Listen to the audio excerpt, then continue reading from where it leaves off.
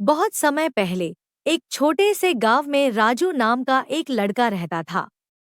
राजू बहुत ही गरीब था और उसकी मां मेहनत मजदूरी करके घर चलाती थी। एक दिन राजू जंगल में लकड़ियां काटने गया। लकड़ियां काटते काटते उसे एक पुराना धूल से भरा मटका मिला। राजू ने मटके को उठाया और उसे साफ किया। जैसे ही उसने मटके का ढक्कन खोला, एक चमत्कारिक रोशनी फैली और मटके से एक जिन्न बाहर आया। जिन्न ने कहा, धन्यवाद राजू, मुझे इस मटके से आजाद करने के लिए। अब मैं तुम्हारी 3 इच्छाएं पूरी करूंगा। राजू ने सोचा और फिर कहा, मेरी पहली इच्छा है कि मेरी माँ कभी भूखी न रहे। जिन्न ने ताली बजाई और कहा, तुम्हारी माँ अब कभी भूखी नहीं रहेगी। राजू ने फिर दूसरी इच्छा मांगी, मुझे अच्छी शिक्षा प्राप्त हो।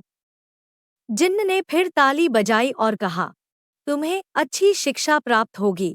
तीसरी और अंतिम इच्छा के लिए राजू ने सोचा, मेरी अंतिम इच्छा है कि मेरे गांव के सभी लोग खुश और संपन्न रहें।